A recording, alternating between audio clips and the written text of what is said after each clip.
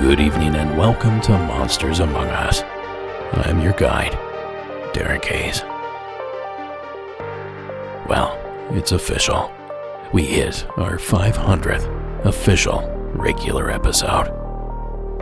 2 or 3 episodes ago. Well, we forgot, / we didn't notice that we'd actually hit that milestone. It's almost 10 years worth of Monsters Among Us. Now, as one might imagine, it's challenging to continue to come up with ideas after all that time. But it's important that we do so. After all, one of my main goals is to try my best to keep the show as fresh as I can. We're not just going through the motions here. And to accomplish that, I had to stay creative. Sometimes too creative. And that might be where tonight's theme lands. Only time will tell. But tonight's theme isn't about one specific phenomena. It's not about one specific place. These calls aren't even submitted, all from the same continent. No, the one thing that all these stories have in common is a single, solitary color. The color red. I told you I had to get creative. So prepare yourself any way you know how, and join me in welcoming our first guest of the evening, Aaron from California. Welcome to the program. Hey Derek, this is Aaron from California, and I don't know exactly how to say this, but little backstory. I was helping a very good friend of mine with his business. He did cleaning for businesses in the evenings. And I was helping him with a certain business, and he was at the gym. He was going to come help me out. And then he ended up calling me saying that he had met a friend at the gym and was going to help him at his place, and that I could join when I was done with what I was doing. So as I finished up, I did what I needed to do, finished up, and ended up driving about 30 minutes, away from where I was, and met up with my buddy and his friend. And I guess my buddy's friend wasn't doing too well and needed somebody to, talk to and that kind of stuff. But in a weird way, it kind of got a little dark.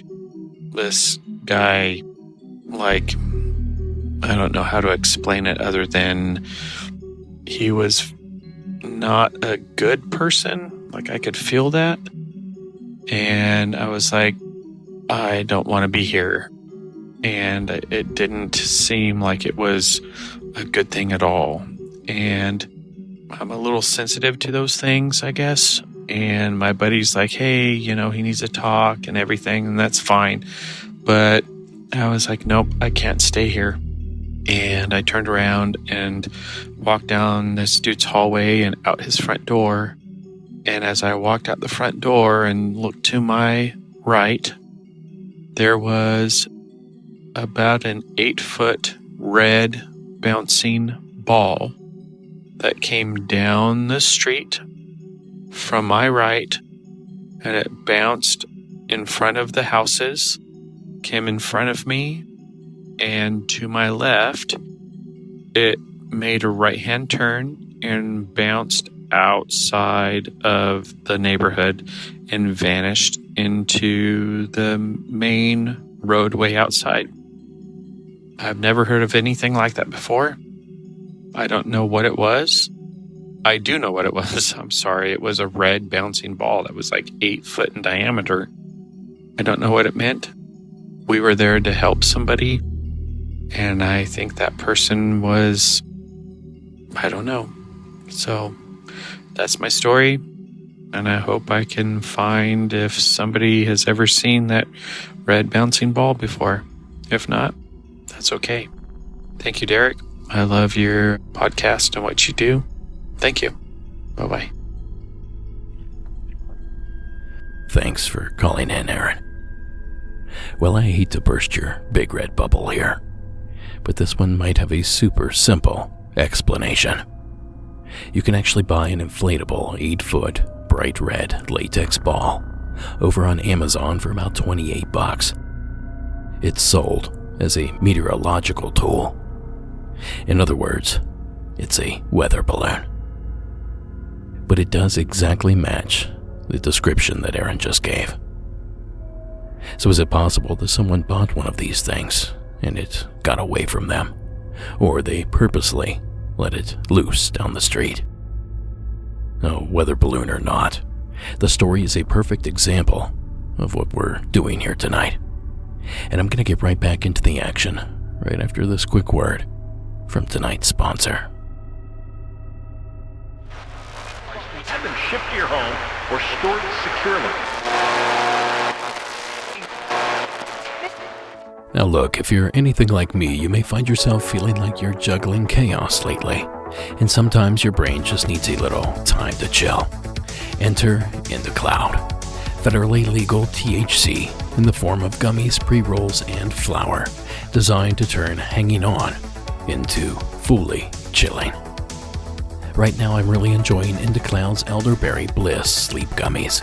They have THC, melatonin, and L-theanine, and they're sugar-free. They taste great, and one gummy makes me relax and fall asleep within 30 minutes. And I actually stay asleep. No 3 a.m. scrolling, and I wake up feeling rested with no grogginess. It sounds too good to be legal, right? But it is. IndaCloud's products are Farm Bill compliant and third-party tested. So whether you're chasing deeper sleep, better focus, or just some peace between your streaming marathons, this is how adults get elevated now. If you're 21 or older, now's your chance to float above the stress, because IndaCloud is giving all new customers 25% off their first order, plus free shipping. Just use code MAU or click the link in the show notes to claim your discount. That's indacloud.co, INDACLOUD.co, and use code MAU for free shipping, plus 25% off your first order. Fill out their quick survey when you order to support MAU and make your week way more enjoyable. Thanks to IndaCloud. Look, we've been talking almost all day about... And we have a crash on the 10 in mid-city. Now next up, we cross the Atlantic, destined for merry old England. Please welcome Sean to the program.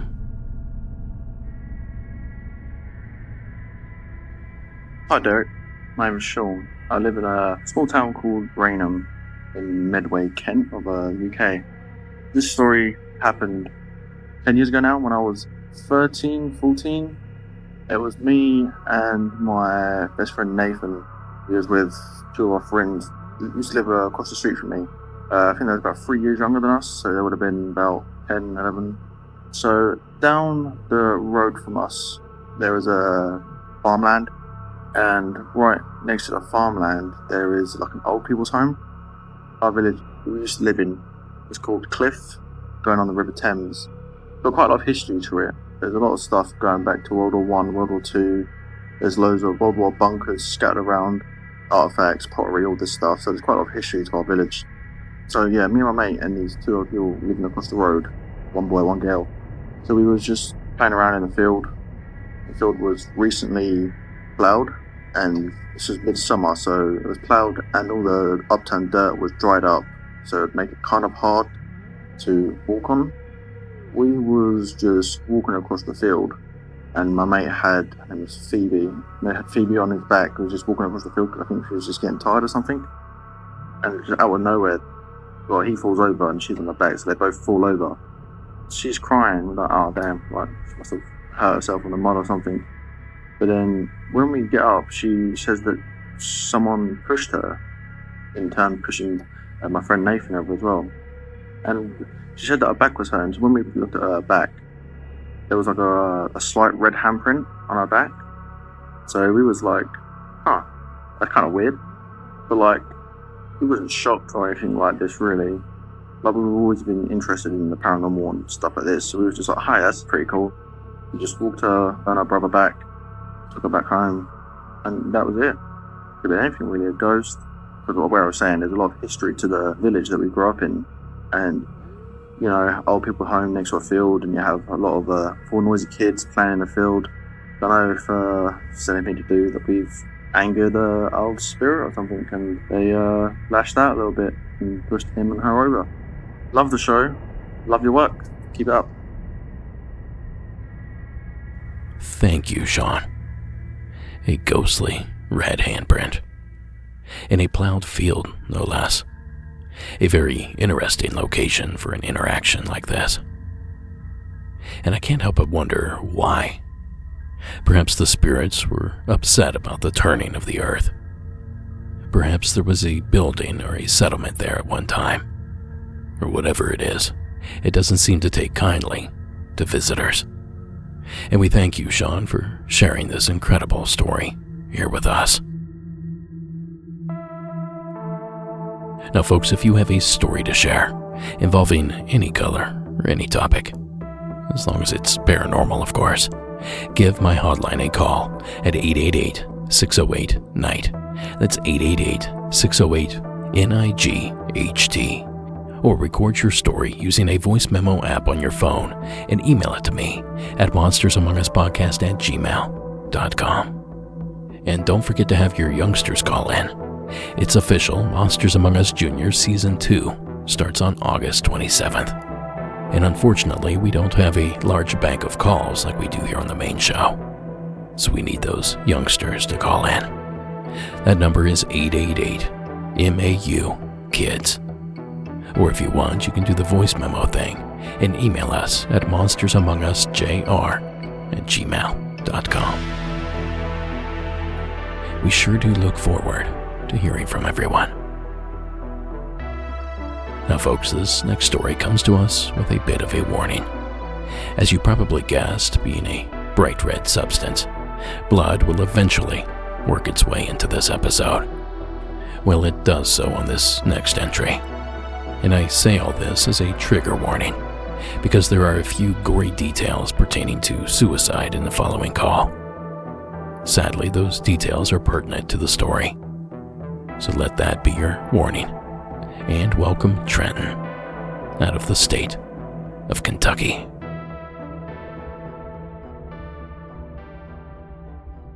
Yeah, this is Trenton from Kentucky. I wanted to share a quick story that my nanny, my grandma, used to tell me growing up, along with many other paranormal and freaky things she would share with me anyway. She was my best friend, amazing. She's the one that introduced me to horror movies as a kid. She was just everything to me, and she unfortunately passed just a couple months ago. So I thought I would share one of her stories that she shared with me to kind of, I don't know, get it out there in the world in her honor. But anyway, this took place way before I was born, before my mother was born. It was when my nanny was a child in Cave City, Kentucky. Her father at the time was diagnosed with some severe stomach cancer. And I guess she said he couldn't take the suffering or the pain anymore. They knew that he was suicidal, so they hid his shotgun. They said as they took the pin out of it. And one day they went to the grocery store. When they came back, they had found that I guess he had wrapped a belt of some sort around the shotgun in a way for it to be able to fire or something like that. He rigged it up in a way that it could fire. Self-inflicted to the head. She said that his brain matter was all over the walls and they had to clean it up themselves, and they repainted the room, cleaned it up, and they ended up just boarding up that room because I guess they couldn't stand to be in there. Later on, they sold the house and ended up becoming friends with the people that they sold it to, and I guess they were having a cookout or get together or something. And they were like, how you enjoying the house? And they said, good. And they got to talking about it. And they said that there's just one strange thing about this room that was boarded up when they moved in, that every time it rained, red paint would come to the walls. I guess you can imagine what that would be. So I just thought it was interesting. I don't know if there's some sort of atmospheric reaction or some sort of scientific explanation or whatever. But I just thought it was pretty interesting. But I appreciate it. I love the podcast. Been listening for quite a while. Take care. Thank you, Trenton. And I'm sorry for your loss. Grandmas are special people. I had 2 great ones myself that are no longer with us. We sure don't get enough time with them, that's for sure. Now, as for the details of your story, we've heard about blood oozing out of the walls in a handful of stories over the years, so this isn't our first rodeo. But this might be the first that mentions the phenomena only occurring during a rainstorm. I don't recall that detail in prior submissions. But of course, that does little to solve that mystery. But we do thank you, Trent, for taking the time to call in. We look forward to hearing more of your grandmother's stories. Now I have another bloody story to share with you here this evening. This next one too involves blood on the walls, but luckily, no grisly details. Please welcome Taylor, all the way from Paris, France. Hello, Derek. This is Taylor. I'm calling from Paris, France. The story I'm about to tell you happened in San Clemente, California, kind of near, I guess, where you live. This happened maybe 10 years ago, and it happened to my mom and my sisters, and I guess to me too, because some weird stuff also happened to me. This was a brand new house in a brand new housing neighborhood, I guess. And it was a flipped upside down house. So the kitchen was on the top and so was the master bedroom. And then on the bottom floor was a couple of bedrooms. And at the time, 2 of my sisters were recovering from different things. One of my sisters had gallbladder surgery, and the other one had fallen off her horse and broke her ankle. So we had a mini infirmary downstairs. So one night, we had just moved in. My mom was sleeping, and she all of a sudden said that someone screamed in her face. And so she woke up, sat up in bed and looked at the wall in front of her, and she said that there was blood running down the wall. And my mom was staring at it, she doesn't get sleep paralysis or anything like that.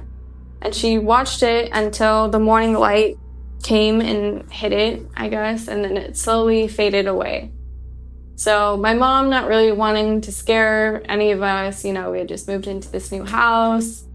She didn't say anything to anybody. And that day, she was outside with my nephew.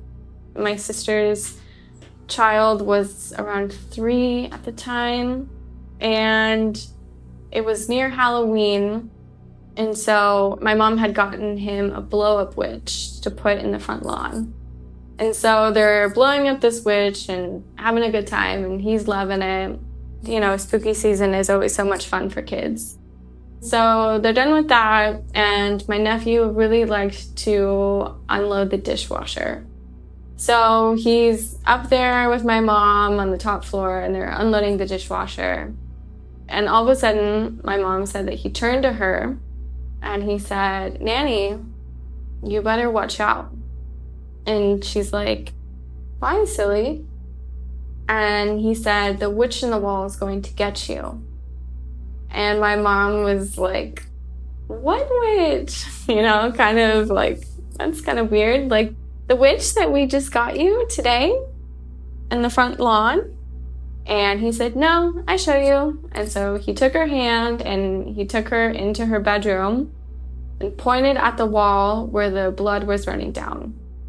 And he said, "The witch in the wall is going to get you, Nanny. You better watch out." And my mom was totally freaked out, and she was like, "Okay, well, we're gonna go to the grocery store now," because she didn't want to be alone in the house with just him and whatever that thing was. So she didn't tell anybody what he said. And that night she was dozing off. It was like 3 o'clock in the morning. And all of a sudden she heard footsteps, like running up the stairs. And all of a sudden the door flies open to her bedroom. And my sister is standing there. And she is freaked out and she jumps in my mom's bed. And she said, "This place is effing haunted." And my mom was like, "Whoa, like, what's going on?" And my sister said, "Someone just screamed in my face." And my mom was like, "Oh, well, it was probably just a dream," like not wanting to freak anybody out. Didn't tell her what happened that day. And that house was just super creepy. I mean, I wasn't super young, but I would be downstairs in my room and I would be on my computer and you would just feel like there was something behind you. Like you had to leave, like you had to get out of there. So eventually, almost all of us were sleeping in my parents' room at the end of us staying at this house. And it just got to be way too much. Like, too many things were happening. You would just feel things. You would see, like, blackness. Like, even though you were in the dark, you would, like, sense that there was, like, something there. It would be blacker than black. Like, more than it should be. And so we moved out. And that house has never been able to stay rented. Like, every time I look on Google Maps, like, there's always a for rent sign in the front lawn.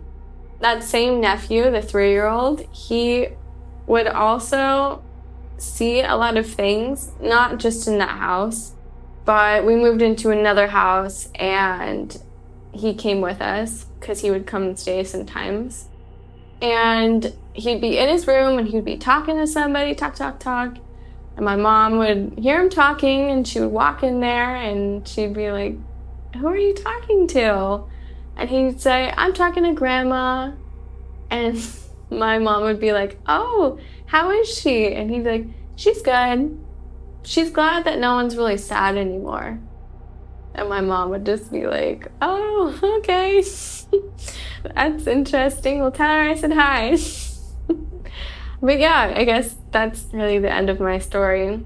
Thank you so much for your podcast. I really enjoy listening to it. All right. Have a great day. Thanks. Bye. Thank you, Taylor. The witch in the walls. No thanks. And to be warned of it by a child, no less. They produce horror films based on that very notion. And of course he pointed to the same wall that the blood was oozing from. Of course he did. It's wild stuff, Taylor. And I get the feeling that this one will be talked about over on our Instagram account. Definitely in the Facebook group. Probably in our Discord server as well. And you can find all 3 of those at monstersamonguspodcast.com and just scroll down to the bottom of the page. Now thank you again, Taylor, for sharing your story and for making our skin crawl. The old pirate joke about, Thank you. We all know that working at a small business means you wear many hats, but sometimes you just really need an extra pair of hands. That's where Upwork comes in, to help you connect with trusted freelance talent. Upwork has more than 2 decades of experience with a simple and ambitious goal: to pioneer a better way of working.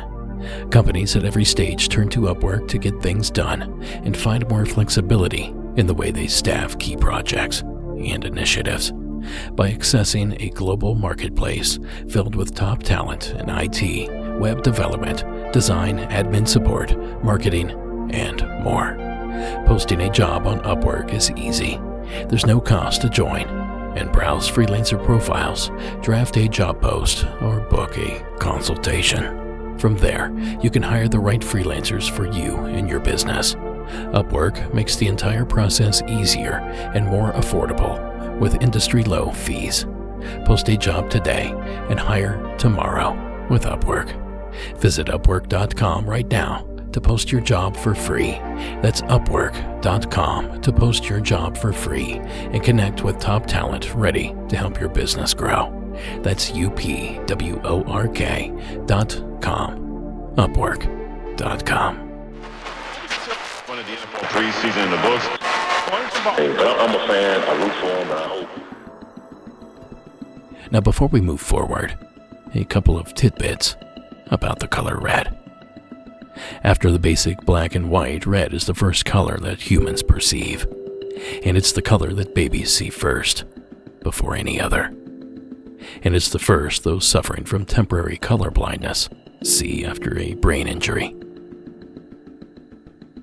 The color was used as protection in the afterlife. The people of the Paleolithic period buried their dead with red powder in order to ward off evil spirits.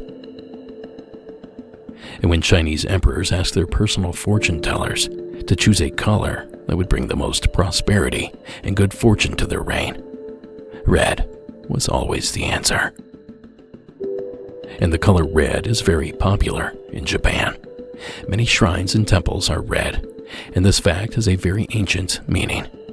Since time immemorial, the color red was seen as a way to scare off evil spirits.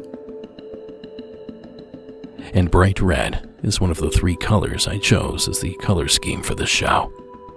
Bright red, baby blue, and white. And according to towardsdatascience.com, red or orange is the most reported color when it comes to UFO sightings. And up next with an example of that popular phenomena is James, out of the state of Wisconsin. Hey Derek, this is James from Hudson, Wisconsin.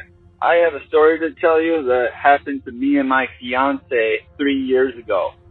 My parents have a camper north of us in Wascott, Wisconsin, and we go up there quite a bit. We were up there for the 4th of July that year. Well, there's a lot of ATV trails in that area, and we go riding all the time. So one night, it was roughly, like I said, around the 4th of July, me and my fiance wanted to go for a night ride. We just love riding at night. It's peaceful. We're able to get away from the hubbub we experienced back home. So we get on the ATV and we start heading out to the trail. Well, when you leave the campground to get to the trail, you actually have to go down a blacktop road. So we're going down the blacktop road, and, in the distance, you can kind of see the area that we're going to go to. And out in the distance, in the horizon, is a red light. The best I could explain it as, it's probably the same color, like if you have a charcoal grill and your embers and coals are super hot, it's that red kind of glow color. Well, me and her didn't really think much of it.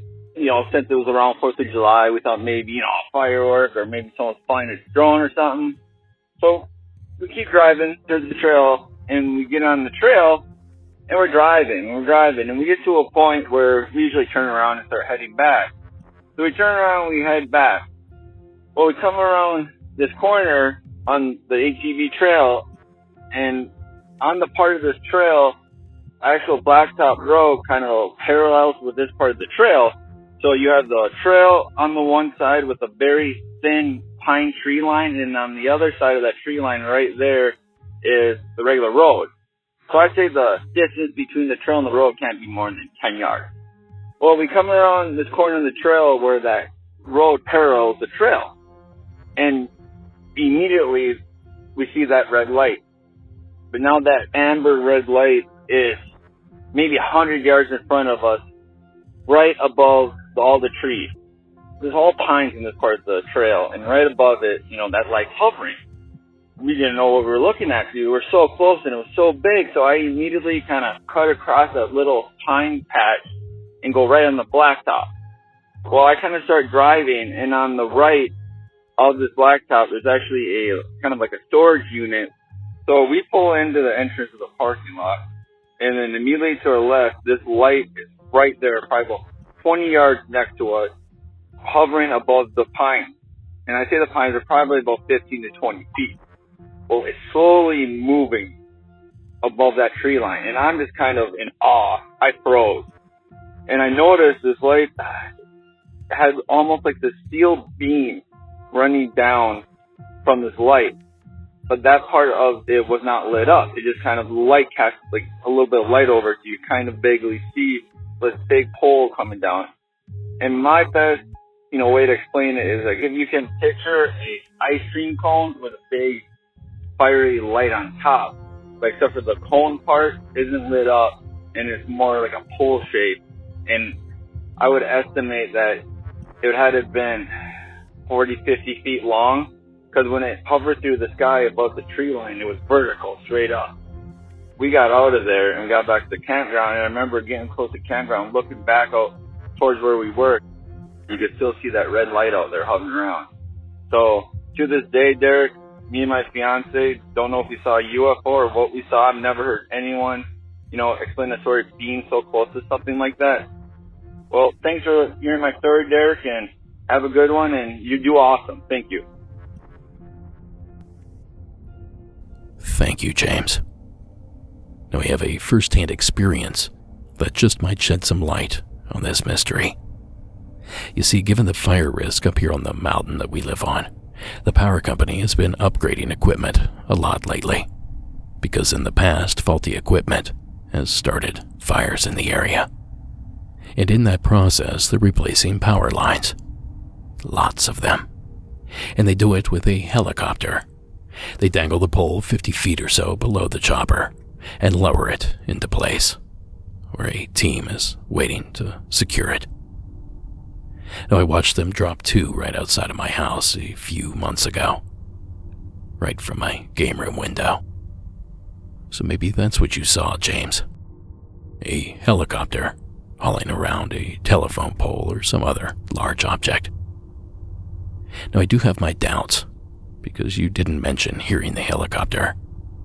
And when it happened 75 yards outside of my window, it had the entire house shaking. Now, I took a video of that helicopter and I posted it up in the show notes if you want to take a look. MonstersAmongUsPodcast.com and click the show notes tab. Otherwise, let's do this. Does anyone out there have any guess as to what this is? Does this sound familiar to any of you? Especially anyone in the state of Wisconsin? If so, you know what to do. 888-608-NIGHT. And thanks again, James, for the entry. Now, folks, don't forget the shop is back and open. Visit MonstersAmongUsPodcast.com and click the shop tab to peruse at your convenience. And if we're out of your size, don't worry. There's a reorder in place, and everything should be restocked in a week or so. Oh, and don't forget about our annual hoodie pre-order.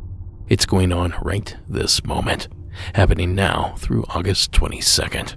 Head to our website, again, MonstersAmongUsPodcast.com, and click the shop tab to see those designs and to place your order today. And if you snooze, you lose out on a high-quality, screen-printed hoodie for the upcoming spooky season. Now, red lights in the woods. Sort of like this entry from Beowulf, from up in Kentucky. Yo, this is Beowulf. This is when I lived in Georgia. I was much younger. There is a old church by the name of Old Listery. Me and my brother, my nephew, and our family friend, we heard some rumors that the Old Listery church was haunted. But the thing is, there are some stories of the church having been used as a place for bikers to come and, do drugs, stuff like that. And also has been rumored to have had satanic worshiping inside of it before it was ultimately burned to the ground or destroyed. I can't say which because there's so many different rumors about it, but the place is a Revolutionary War graveyard, and it's kind of creepy because the foundation of the church is still there. Just to give you an idea on how creepy, there was one grave that was sunk in and had the shape of a baby. I don't know if it was part of the design or if it was actually done because of, weather or people. But anyway, we were just going around looking here. It was like a clear late summer evening, so it's still warm. It's in the middle of nowhere as well. One red light town. My brother, friend, and all were drinking. We were just wandering around, looking at the place, went into the woods, found where a house used to be, and now only the basement was left. They hopped in there. I did not because I was blind at the time. Okay, well, I'm still blind. And, nothing was going on at first. But then, after they climbed out of that hole and we went back to the graveyard, one of my friends had to use the bathroom. And while he knocked over a tombstone. And right after that tombstone fell, it started off with his belt breaking, and then things started to get a little chilly. And my nephew, brother, friend, they don't really believe in the ghost. But they said they started to see red orbs in the woods as well as floating around in the sky. And it was solid. It wasn't blinking like a airplane. But yeah, they all just getting creeped out. I couldn't see anything, or at least very little. But it started to feel very unsettling because of the tombstone falling and them kind of being disrespectful. But yeah, great show, man. Keep it up and give us more. Thank you, sir. I don't know, Beowulf. If you knocked my tombstone over, I'd probably come back and mess with you too. I hate to sound like a dad here, but be respectful, folks. Upending a tombstone is a guaranteed way to get yourself some sort of unwanted spiritual attachment. That is, if the stories are to be believed. But from red lights in the woods to red lights in the bedroom, please welcome Anonymous from Parts Unknown. So, this is a secondhand story. This isn't mine. When my dad lived in Colombia, and he had two other brothers, and they lived in this house, and, things happened in this house that were really weird. There would be, doors slamming, and just really weird, phenomenons that was, not normal. So when my dad was around the age of, 12, 13, 14, he lived in this house, and he saw this red light, and it would float around his room, and it wasn't from anything, because it was just, it would be everywhere. It would be in his brother's room, his mom's room, and in his room, and sometimes it would be holding an object, and it was like a thing my dad would tell all the time. And it was just like a red light, and it was like probably about the size of your palm of your hand, and it just used to float around my dad's head, and he would freak out. The light never really did any harm to anyone, but yeah, bye. Thank you, caller. I guess it happens in Colombia too, apparently. And it happens indoors. Now, folks, I have to take a quick break here, but when I return, a monster story pertaining to the color red. I'll be right back. So what do? They say, well, if you know what, Monday, Tuesday is when it's going to happen. They'd be helpful in a positive, friendly way. Now, the subject of this following call is not exactly a monster, but I'd say that he's pretty close. Please welcome Ashley out of Tennessee. Hey, Derek and Monsters Among Us family. This is Ashley calling from Tennessee. The story that I would like to share with you tonight is a story that dates back whenever we were in high school. It was probably between 2008 and 2009. We were just hanging out, but what happened next was a unanimous experience. Like, to this day, we can look at each other and be like, do you remember that one time? And all three of us are like, yep. We were cruising around late at night. It was probably, I don't know, between 8 and 11 o'clock at night, just smoking and laughing like kids do. We were in the middle of nowhere. It was pitch black country road. There were some houses, but it was mostly cow fields and trees and the road. So we turned down this road and we saw this massive man walking on the side of the road. He was carrying this axe. He was wearing red plaid overalls. He was about 6 foot. It looked like he had like a really scruffy beard, but we never saw his face. He was wearing boots and he had this axe slung over his shoulder like it was nothing. If you opened up a children's book and looked up the letter L is for lumberjack, this was like textbook definition. He didn't look ghostly or transparent. He was solid. He was real. My brother actually steered the car around him like you do when people are walking on the side of the road to make sure that you give them enough room where you don't hit them. So we passed and he never looked up, just kept walking, like chilling on the side of the road late at night with an axe slung over your shoulder was just a normal part of his routine. And the second that we passed, my brother was like, holy F, did you see that? My best friend, his girlfriend at the time, was like, yeah.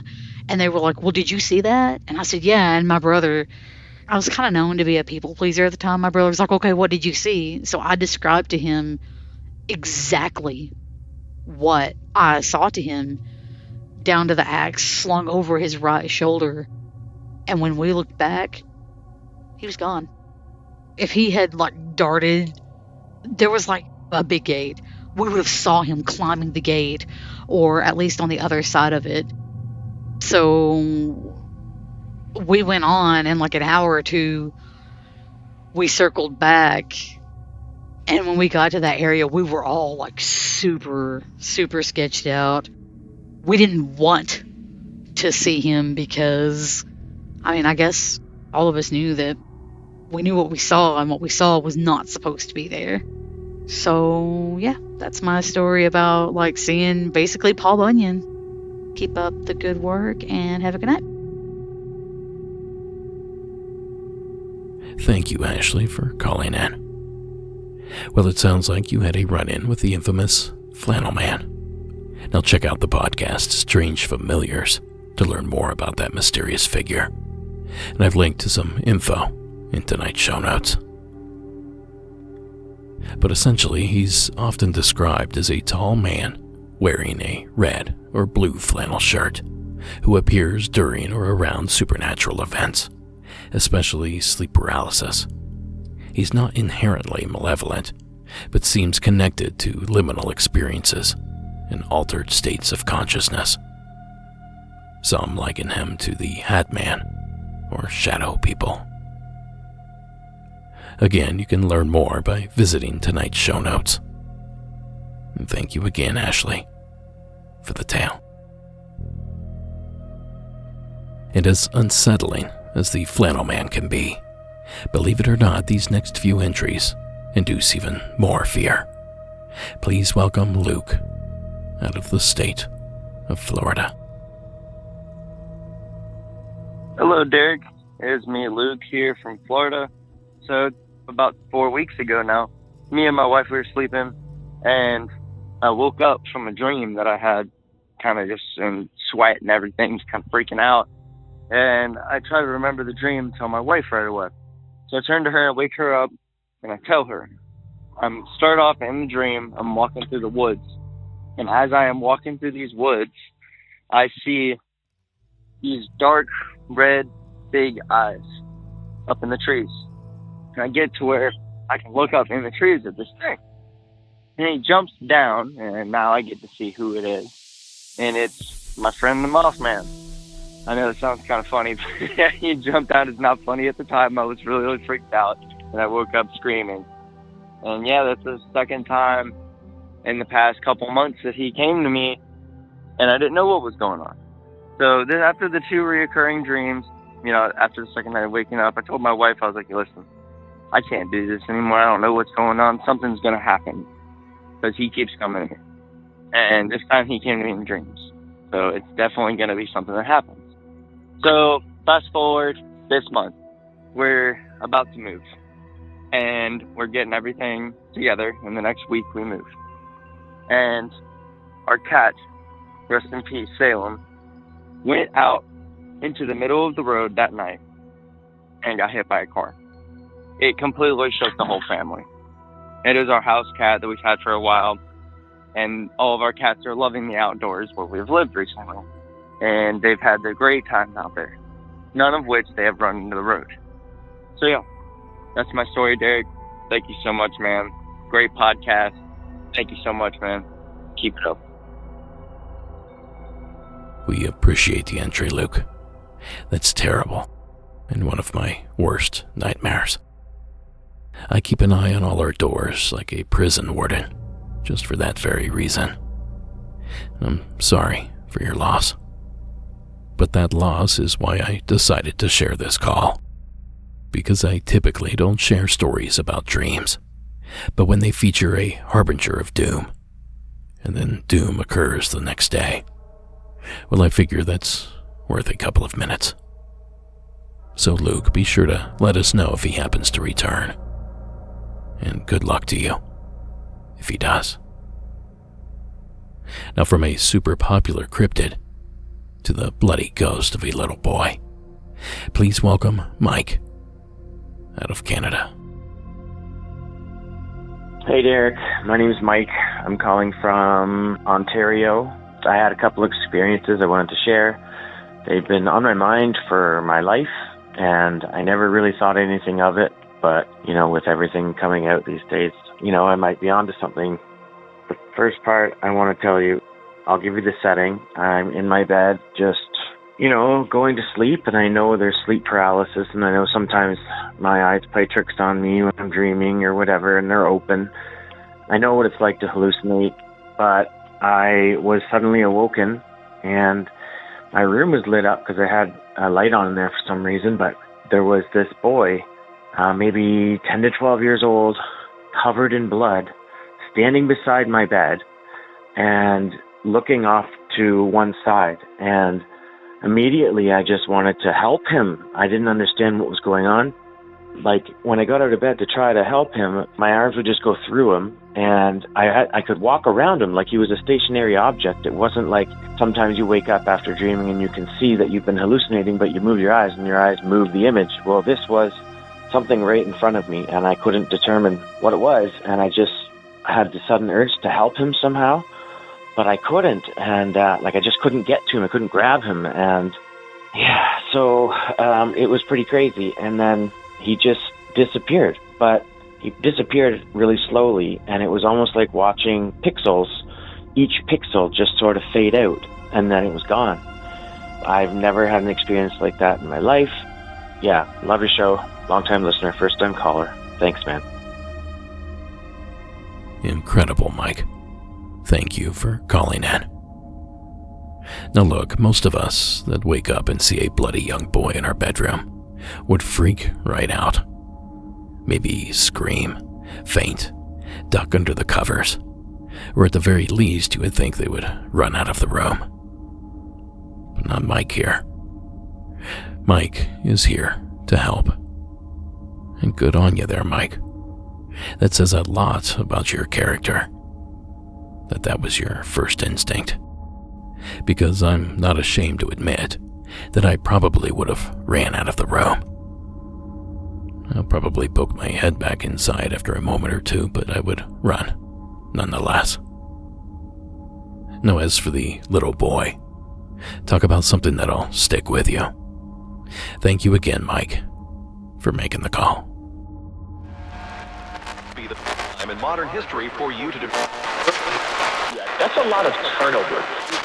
With your financial and tax before making investment decisions. In debt to the IRS. This is important news. Alright, folks, we're down to the home stretch, and I saved some of the more sinister for last. So please welcome this anonymous caller out of the state of Texas. Hi, it's Anonymous calling from the great state of Texas. Several years ago, when I had just one son, he was around probably 3 or 4 years old, and we were living in a townhouse, and it was pretty old. You know, it was decent, but it was a little bit old. And he used to sleep at the end of my bed in the morning. Like, he would wake up early, and he would go sleep at the end of my bed. And one day, he told me that he got up and he went and slept at the end of my bed. He was laying down, and all of a sudden, he said he saw this jet black figure with red eyes run quickly down the stairs of our townhouse. And he followed it. He ran after it, and he saw it go out with my now ex-husband. You know, and he was a little boy telling me this, so I know he wasn't making it up, and he had no idea, like, what is a shadow person. And another thing that happened in that same townhouse, I would sometimes be, you know, in my bed, sleeping, and kind of like in between sleep and wakefulness, and I would feel my bed bounce. And I would look down to see if it was my son, but there was nothing there. And then another time I was like kind of sleeping, and I was in between sleep and wakefulness, and I remember seeing these little black short entities or whatever kind of running around my bed. It wasn't a dream, but it was like, you know, barely opening my eyes. You know, I've had a lot of run-ins with, you know, these little entities and affecting my sleep. I finally got rid of it. But, you know, I just thought that was interesting that my son said that. And he was just a little boy when he told me that. So that's my story in addition to the shadow person. Okay, thank you. A red-eyed shadow person. And naturally, it was your young son that had a run-in with it, caller. Poor little guy. What is it with red eyes, though? Shadow people have them. Sometimes Bigfoot seems to have them. Mothman. The Dover Demon. And whatever the hell this thing is that Deidre in North Carolina ran into.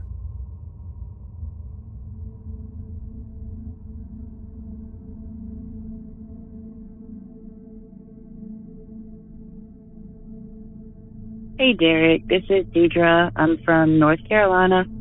I'm a medic and I have a ton of stories. One in particular that I want to call about tonight is about a base that is in our area. There's a lot of negativity around that base, a lot of negative energy. There's woods surrounding this base, and recently the woods across from the base have been cleared, so activity has stirred up a lot more. Last week, it was probably about 2:30, 3 o'clock in the morning. There was no wind, nothing. There was like several bangs at the front door of the base, and I happened to look because where I sit, I can see like straight out of the glass door on the base. And I looked, and there's a post near the door, and I saw this black thing standing beside the door. And so I just, was like, I'm just going to ignore this. So I went back to reading, and then there was another bang at the door. And a few seconds later, I looked up, and this black thing, these fingers wrapped around the post of the base, and this head just kind of poked around, and like this black thing was at least 7 feet tall. I mean, it was really tall. And then all of a sudden these red eyes appeared, and I was like, oh my gosh. And my partner was asleep, and I didn't want to wake her up, but I was freaking out. So I got something and I put it over the door of the base so I couldn't see out anymore. But the black thing that's at our base is making itself known more and more. Earlier in the night, we were sitting in the base, and our base door, you have to have like a key card to get in, and it's locked at all times. Like, it's not very easily opened from the inside. You actually have to force the handle to open the door. So we're sitting there in the day area. It's nighttime. I think it was probably around 11 o'clock because it was dark outside. And all of a sudden, the door opens on its own. There's no beeping of the key card, nothing like that. And my partner and I are just looking at each other, and then we hear someone walk in. And this is like, we can see the door. We're in the area where the door is, and there's nobody there. The door closes, and we hear footsteps walking in front of us, and it walks through the day area, and then it walks to the back to where our ambulance bay is. It opens the door and disappears. And my partner and I are just sitting there looking at each other like, what just happened? And this started before the black figure later on that night. And it's just really weird because there was nobody else at our base. Obviously, we didn't see anybody walk in. We just heard the footsteps as we were sitting there. And then we heard some shuffling around in the bay where the ambulance is. We heard like things being knocked down in the supply closet. And we're sitting there and we're just like, should we go investigate this? And so like we give it probably about like 10 minutes. And so we go into the ambulance bay, and there are multiple items that have fallen on the floor in the supply closet. No other ambulance had come by the base that night. Nobody had come by the base that night. So it was just really weird that was the start of a very weird night. Then later on, seeing the very tall black figure with the red eyes and the very long fingers wrapping around the post. Fortunately, tomorrow is my last night at this base. So, yeah, there's been a lot more activity. The black creature, black figure, it's really scary. And there's this overwhelming sense of doom whenever it makes itself known. Never seen the red eyes before until that night. So, yeah, love the podcast. Thanks. Thank you, Deidre. The fingers wrapping around the pole. It's pretty eerie, ain't it? Now, this figure in its weird, dark fingers is intimidating enough without those bright red eyes. And maybe it's the red that really makes the encounter special. because studies have shown that being exposed to or wearing red can cause some of the following physical effects to occur: elevated blood pressure, enhanced metabolism, increased heart rate, increased respiration rate. And all of these physiological changes naturally cause your energy levels to spike, giving you a big adrenaline rush. So perhaps that's why these red eyes are so shocking to everyone that witnesses them. Thank you again, Deidre, for taking the time to call. And a big thanks to all of tonight's storytellers.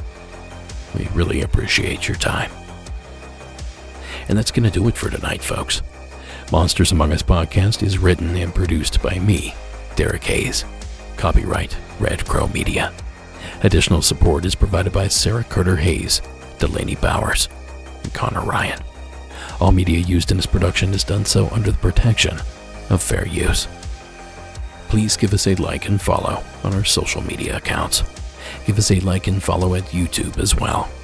And of course, join us over on Discord to continue the conversation. Now don't forget you can catch the show every Saturday evening at 10 p.m. Eastern on the UnX Digital Network.